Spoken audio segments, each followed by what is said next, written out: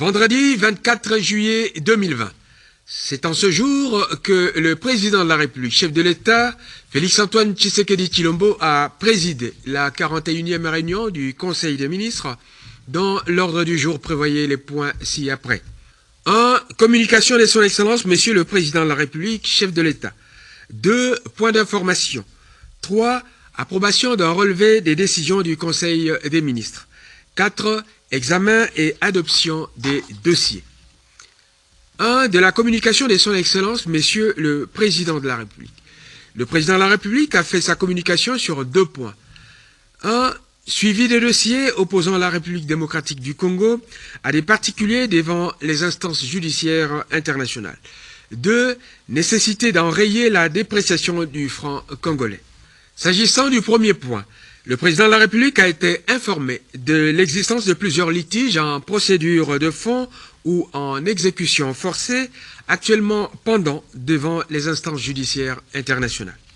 À ce sujet, le chef de l'État a déploré le fait que des arrangements à l'amiable n'aient point été privilégiés en ces occasions, ni des provisions d'honoraires d'avocats payés en temps utile, avec toutes les conséquences que cela implique de préjudiciables pour les intérêts du pays.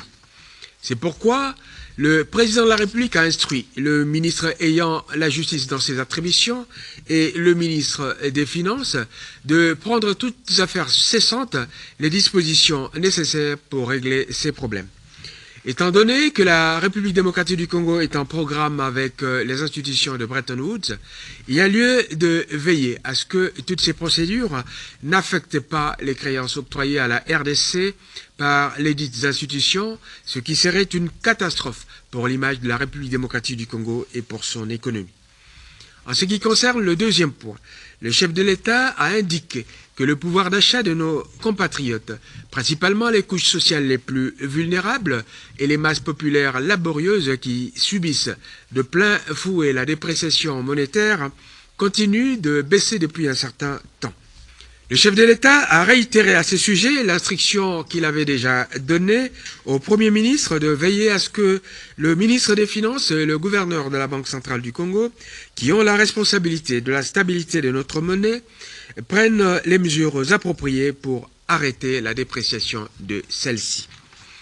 Le président de la République a manifesté sa détermination à s'impliquer personnellement dans le règlement de ce dossier en exigeant un rapport hebdomadaire à ce sujet. 2. Des points d'information. 1. Vice-premier ministre, ministre de l'Intérieur, Sécurité et Affaires coutumières.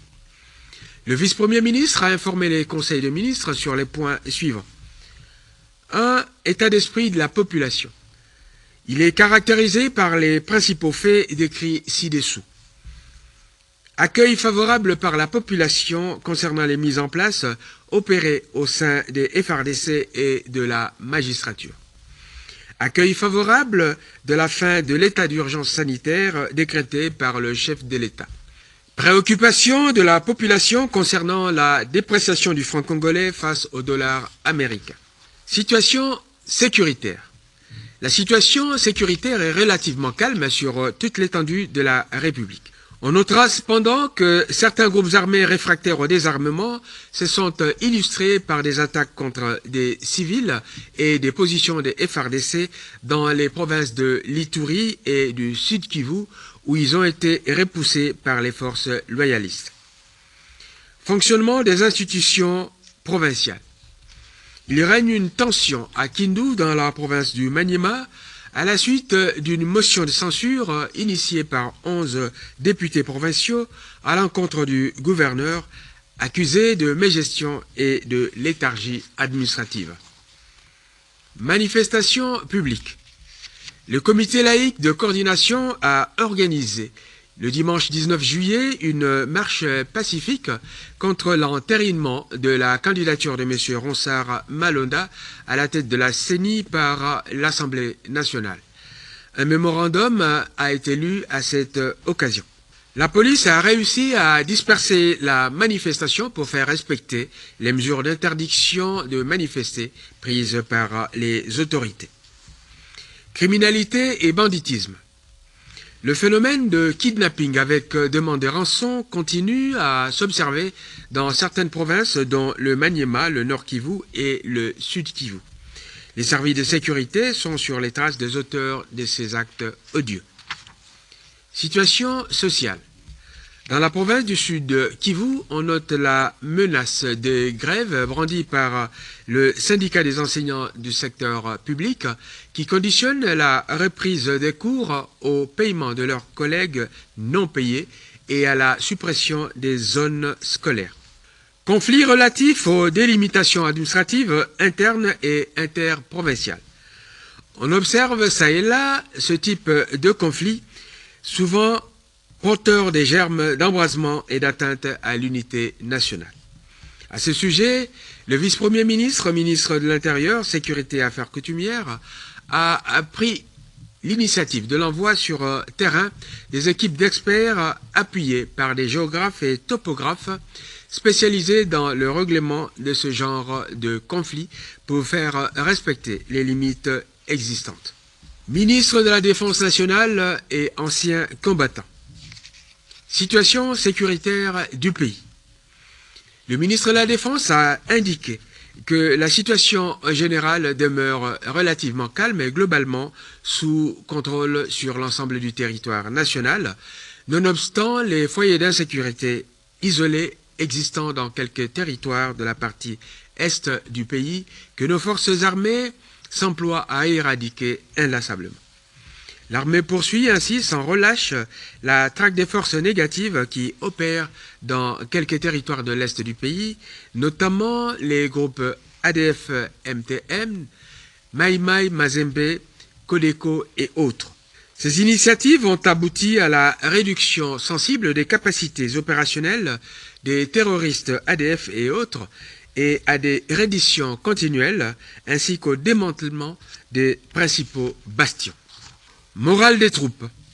Les forces armées ont salué les récentes nominations et la mise en place opérée au sein des FARDC par le commandant suprême.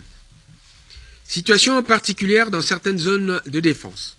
Au Katanga, les mouvements de permutation des unités vers d'autres régions militaires se poursuivent avec au préalable une période de recyclage au centre d'instruction de Kamina. Tanganyika. Litige frontalier, République démocratique du Congo, Zambie. Le ministre de la Défense a informé le Conseil des ministres sur les derniers développements du litige frontalier entre la RDC et la Zambie. Après examen du contentieux frontalier qui oppose la Zambie à la République démocratique du Congo, le SADC saisi par la RDC vient de décider que les localités de Kibanga et Kalubamba font partie de la République démocratique du Congo. Il a été donné 7 jours à l'armée zambienne pour évacuer ses troupes. À l'annonce de cette bonne nouvelle, le président de la République a réitéré le souhait de voir les Africains unis et rassemblés autour des multiples défis à relever. Territoire de Lubero. Le gouvernement continue d'enregistrer des redditions des combattants Mai Mai, FPP, AP. Besoin de l'armée. Ces besoins ont été exprimés par le ministre de la Défense. 3. Approbation d'un relevé des décisions du Conseil des ministres. Le relevé des décisions de la 40e réunion du Conseil des ministres du vendredi 17 juillet 2020 a été adopté. 4. Examen et adoption des dossiers. Ministre de la Santé publique. Le ministre de la Santé publique a exposé sur l'évolution de la pandémie Covid-19 et celle de l'épidémie à virus Ebola. Covid-19. Situation épidémiologique au 21 juillet 2020. Cumul des cas 8626. Nombre de décès 197. Personnes guéries 4790. Localisation des cas.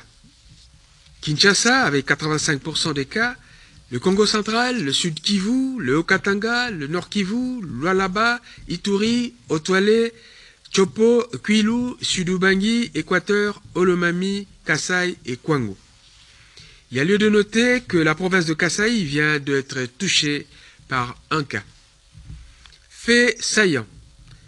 Déclaration par le chef de l'État de la mesure de levée de l'état d'urgence sanitaire depuis le 21 juillet 2020.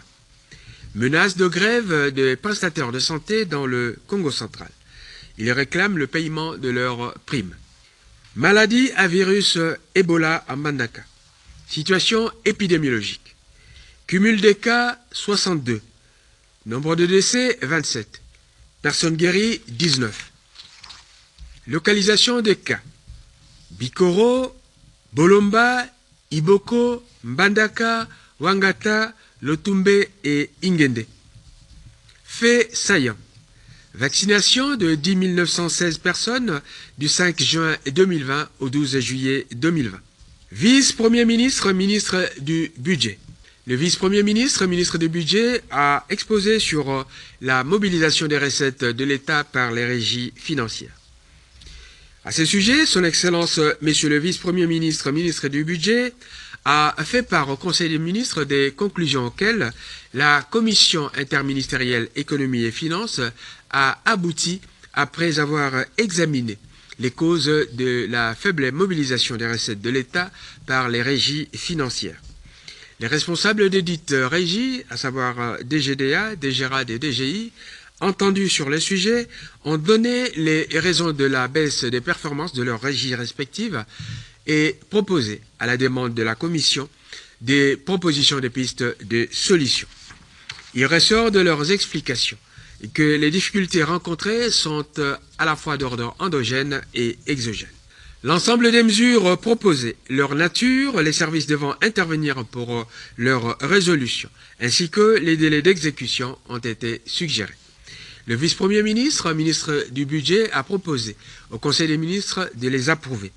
Après débats et délibérations, le Conseil a adopté ces mesures proposées. Il a été décidé par ailleurs d'inscrire à chaque Conseil des ministres le point concernant l'exécution des mesures proposées. Ministre de la Formation professionnelle, arts et métiers. Le ministre a soumis à l'approbation du Conseil les dossiers suivants adoptés en commission interministérielle spéciale socio-culturelle. 1. Organisation des enquêtes sur les spécificités provinciales et locales en vue de l'élaboration de la stratégie sectorielle de la formation professionnelle en République démocratique du Congo. 2.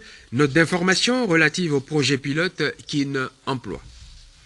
De l'organisation des enquêtes sur les spécificités provinciales et locales en vue de l'élaboration de la stratégie sectorielle de formation professionnelle en République démocratique du Congo. La République démocratique du Congo dispose d'une large population jeune et en constante augmentation. C'est ainsi que près de 1 à 2 millions de personnes sont déversées chaque année sur les marchés de l'emploi. Elles sont pour la plupart sans qualification particulière, en adéquation avec la demande du monde du travail, et ce pour plusieurs raisons.